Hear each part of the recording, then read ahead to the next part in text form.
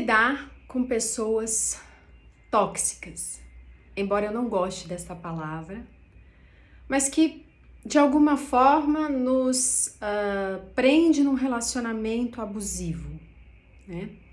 Muitas vezes surge essa pergunta, porque quando a gente fala em inclusão, né, que a gente não pode excluir ninguém, que faz parte, e quando se fala em tomar pai e mãe, né, em aceitar como são essas pessoas do nosso sistema, muitas vezes surge essa pergunta.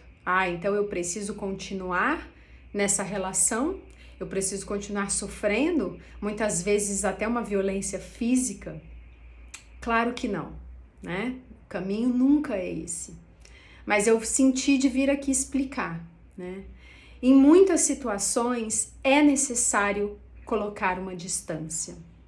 Muitas vezes é a raiva ou a dor num primeiro momento que nos traz a força para sair dessa relação. Então, tem esse papel e eu acolho a minha raiva, a minha dor, o meu impulso, porque é ele que me permite sair disso. E sim, eu preciso colocar uma distância, eu preciso me resguardar, eu preciso me proteger.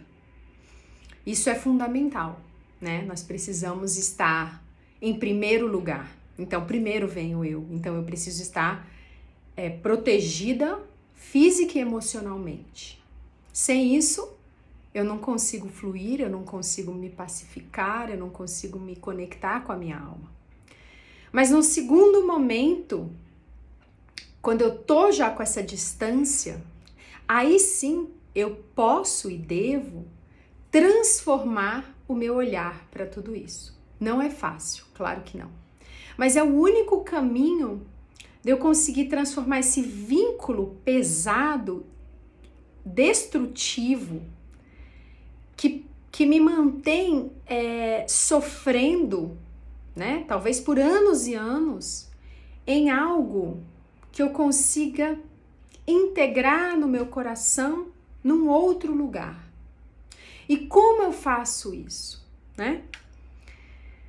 Num primeiro lugar é entender que, embora eu não compreenda por que eu preciso passar ou precisei passar por esse tipo de relacionamento tão difícil, num destino pesado, por alguma razão, algum aprendizado muito maior para minha alma tinha que se cumprir ali. É difícil porque às vezes a gente não aceita isso, né? A gente diz por que comigo? Mas enquanto a gente fica no porquê comigo, ou a gente fica tentando entender, né, o que a gente precisa tirar disso, a gente fica paralisado, a gente fica preso.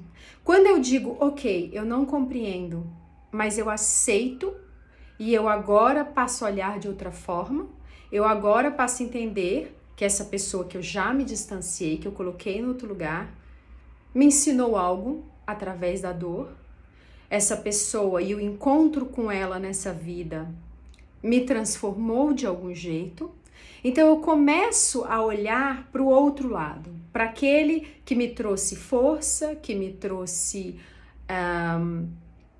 novas descobertas sobre mim, sobre o mundo, formas de talvez ajudar outras pessoas que passaram pelo mesmo, né? Porque sempre existe algo ali de positivo numa situação como essa. Então, se eu começo a olhar para esse lado, para compreender o que isso me trouxe a longo prazo, né, com um olhar ampliado, eu começo a transformar isso em mim, que é o importante. Quando eu começo a transformar isso, eu consigo me desvincular dessa dor. Eu consigo olhar para toda essa situação e para essa pessoa de uma forma mais pacífica, que é o que eu quero, né? Se a outra pessoa não consegue, se ela continua presa em enredamentos e em energias, em raivas, em tudo isso que ela tá, isso é uma questão dela.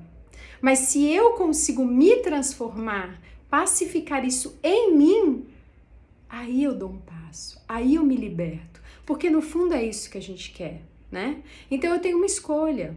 Eu tenho uma escolha de continuar tentando buscar culpados, continuar presa naquilo, tentando entender de todas as formas que eu ainda não consigo, né?